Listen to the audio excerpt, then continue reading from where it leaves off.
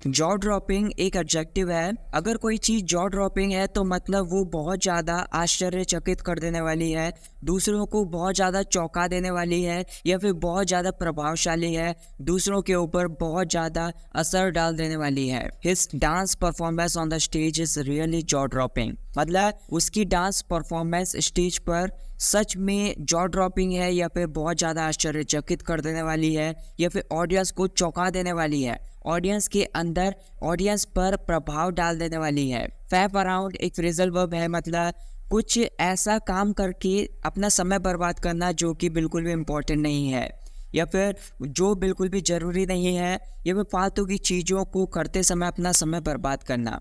Stop fapping around here, we are getting late.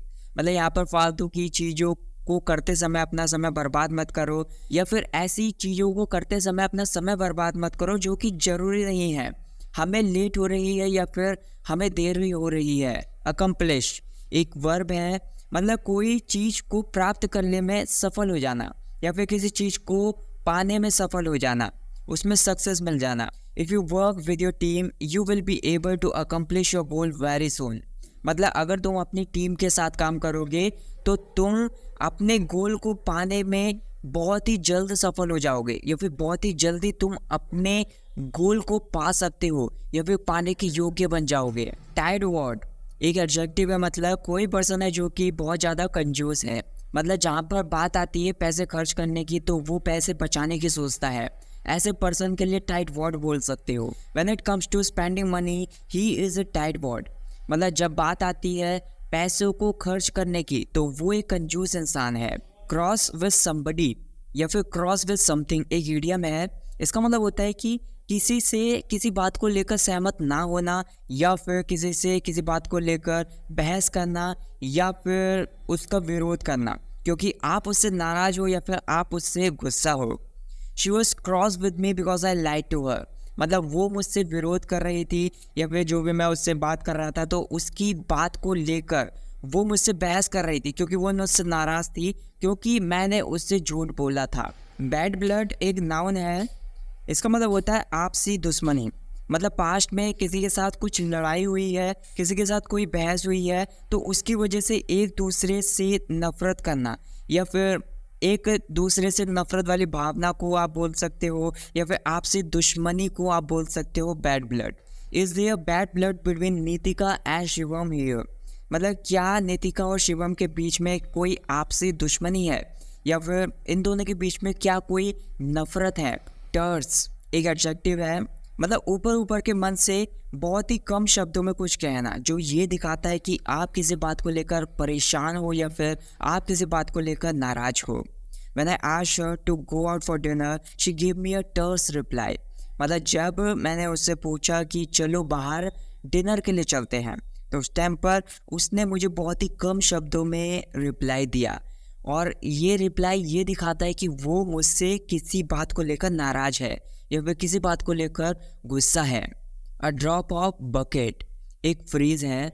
इसका मतलब होता है कि एक छोटा अमाउंट किसी चीज़ का, मतलब एक ऐसी चीज़ जो आपको चाहिए, जो आपके लिए ज़रूरी है, तो उस चीज़ का छोटा अमाउंट बोल सकते हो, या फिर जितना ज़रूरी है उसका छोटा अमाउंट बोल सकते हो। तो जैसे एग्जांपल है the knowledge I have is just a drop of bucket, I want to increase it. मतलब जो भी मेरे पास नॉलेज है, जो मेरे पास ज्ञान है, वो बस बहुत ही छोटा है या फिर छोटी मात्रा में है, छोटा अमाउंट है उसका, मैं इसको इंक्रीज़ करना चाहता हूँ, मैं इसको बढ़ाना चाहता हूँ। हनीड एक एडजेक्टिव है, मतलब एक ऐसा पर्सन है जिसकी आवाज़ या फिर जिसके शब्द बहुत ज़्यादा मीठे हैं, ज़्यादा कठोर नहीं है, या फिर जो भी वो शब्द यूज़ करता है किसी के दिल पे चुभते नहीं है। She spoke in honey tone to me. मतलब उसने मुझसे बहुत ही ज़्यादा मीठे शब्दों में या फिर ऐसे शब्दों में बात की जो कि कठोर नहीं थे, या फिर मेरे को उसके शब्दों को लेकर बिल्कुल भी गुस्सा नहीं आया। ओवर फेमिलियर एक एडजेक्टिव है, मतलब कोई चीज़ है उसको आपने पहले कहीं देखा है, उसको पहले कहीं सुना है, या फिर कोई पर्सन भी हो सकता है, उससे आप पहले कहीं मिले हो, इसीलिए उससे आप बहुत ज़्यादा अच्छी तरीके से जानते हो, उससे आप बहुत ज़्यादा अच्छी तरीके से परिचित हो। They have become over familiar with each other and each feels their partner has nothing new to offer them. मतलब वे दूसरे से बहुत ज़्यादा परिचित हो चुके हैं, वे एक दूसरे को बहुत अच्छी तरीके से जान चुके हैं और अब हर एक को ऐसा लगता है कि उनके साथी के पास उन्हें देने के लिए कुछ भी नया नहीं है। गटल एक वर्ब है, मतलब बहुत ही लालच भरे स्वभाव के साथ या फिर बहुत ही आवाज़ करते हुए कुछ खाना या फिर कुछ पीना। When she eats fast food, she gutters। मतलब जब वो फास्ट फूड खाती है तो वो बहुत ही ज़्यादा लालच भरे स्वभाव के साथ खाती है या फिर बहुत जल्दी जल्दी खाती है, जो ये दिखाता है कि उसके अंदर बहुत ज़्यादा तलब होती है फास्ट फूड को खाने के लिए। इनएविटेबल एक एडजेक्टिव है, मतलब कोई चीज़ होनी तय है या फिर जो होनी है वो तो होनी ही है। You got dressed in the rain yesterday, fever was inevitable. मतलब तुम कल बारिश में भीग गए थे तो तुम्हारा बुखार आना तय था या फिर तुम्हें बुखार हो जाना तय था, ये होना ही था क्योंकि तुम कल बारिश में बहुत ज़्यादा भीग गए थे। कन्वीनियंट एक एडजेक्टिव है, मतलब वो किसी चीज़ के लिए सुविधाजनक है, वो किसी पर्सन के लिए बहुत ज़्यादा आसान है या फिर किसी के कोई काम करने का तरीका है वो दूसरों के लिए बहुत ज़्यादा सुविधाजनक है, बहुत ज़्यादा लाभदायक है। तो जैसे एग्जांपल है, if you meet at 5 o'clock in the evening will it be convenient for you. मतलब अगर आज शाम को हम 5 बजे मिलेंगे तो क्या ये आपके लिए सुविधाजनक होगा, क्या ये आपके लिए आरामदायक होगा, लाभदायक होगा। रिटेलिएट एक वर्ब है, मतलब जैसे कोई पर्सन आपको कोई नुकसान पहुंचाता है, आपको परेशान करता है, तो बदले में उसका प्रतिरोध करते हुए, तो बदले में कुछ ऐसा करना जो उसको नुकसान पहुंचा सकता है या फिर जो उसको परेशान कर सकता है, उसको मुंह तोड़ जवाब देना, उसका प्रतिरोध करना। We should not teach your youngers to retaliate, मतलब हमें अपने से छोटों को प्रतिरोध करना या फिर मुंह तोड़ जवाब देना नहीं सिखाना चाहिए या फिर बदले में कुछ ऐसा काम करना जो दूसरों को नुकसान पहुंचाए, दूसरों को परेशान करे, ऐसा नहीं सिखाना चाहिए। स्पेक्टेक्युलर एक एडजेक्टिव है, मतलब कोई चीज़ है, कोई व्यू है जो देखने में बहुत ज़्यादा शानदार है, बहुत ज़्यादा आलीशान है। I went to Nainital for the first time. I was fascinated by a spectacular view of mountains।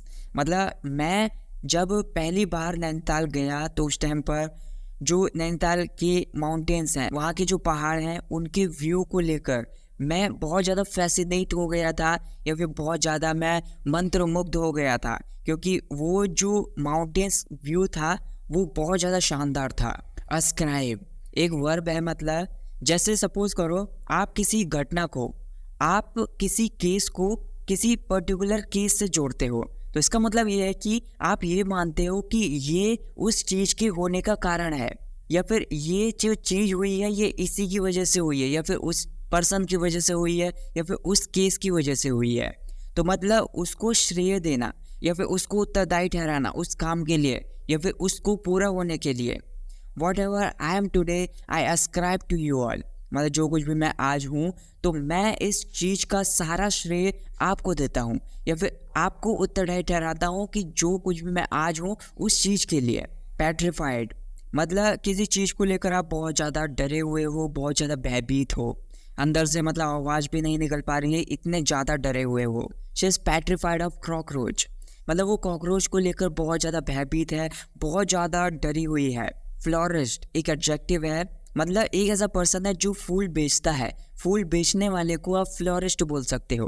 मतलब एक दुकानदार है, वो फूलों की कहीं से व्यवस्था करता है और फूलों को कस्टमर्स को बेचता है, तो उसका ये काम है, इसी काम की वजह से वो कमाता है, इसी काम की वजह से उसका घर चलता है, तो उस फ्लोरिस्ट को आप फूल बेचने वाला बोल सकते हो। I bought a rose for her from florist, मतलब एक फ्लोरिस्ट से, एक फूल बेचने वाले से उसके लिए मैंने एक गुलाब खरीदा। नेम सेक मतलब किसी पर्सन का नाम या फिर किसी चीज़ का नाम बिल्कुल सेम है, हम नाम हैं दोनों, तो उन्हें बोल सकते हैं कि दोनों नेम सेक हैं। 2 persons are namesake in my friend list, मतलब मेरी फ्रेंड लिस्ट में 2 ऐसे इंसान हैं जिनके नाम बिल्कुल सेम है, दोनों हम नाम हैं। इंट्रोवर्ट एक एडजेक्टिव है, मतलब एक ऐसा पर्सन है जो शर्माने वाला है, बहुत ज़्यादा शर्माता है, बहुत ज़्यादा शांत रहने वाला है, अकेले रहना पसंद करने वाला है, थोड़ा सा दबा दबा महसूस करने वाला है, जो अपने आप को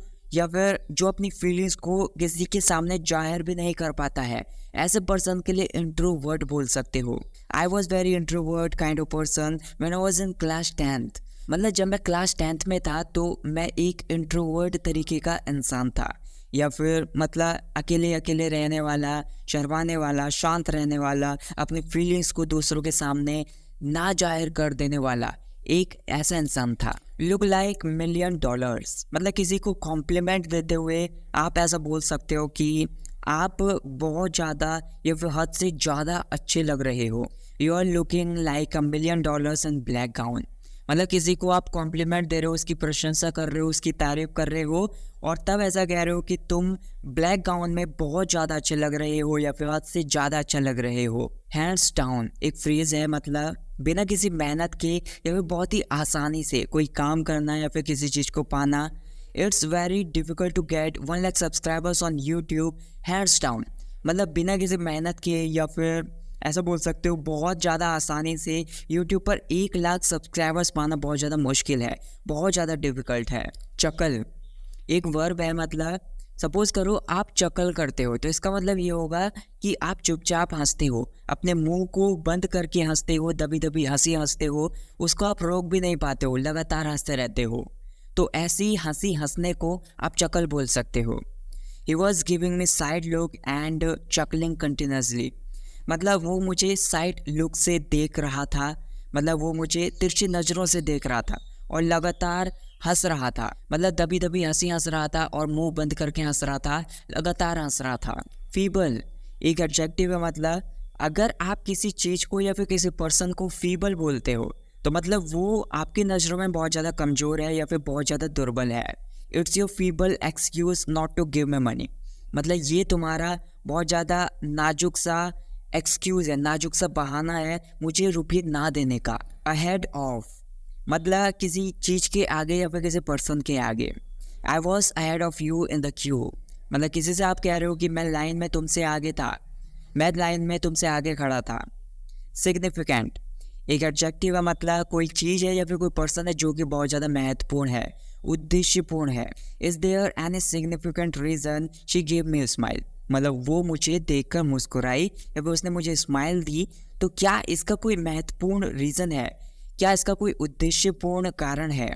मेमोराइज एक वर्ब है, मतलब अगर आप किसी चीज़ को मेमोराइज करते हो तो मतलब आप उसे एग्जैक्टली अपने मन में याद करते हो ताकि आपको वो याद रह सके लंबे टाइम तक। The leader memorised his speech before the programme. मतलब प्रोग्राम से पहले लीडर ने अपनी स्पीच को अपने मन में याद किया ताकि वो स्टेज पर खड़े होकर अपनी स्पीच को दे सके। So thank you so much for watching this video. अगर वीडियो पसंद आई तो वीडियो को लाइक कर देना, शेयर कर देना और चैनल को सब्सक्राइब कर लेना।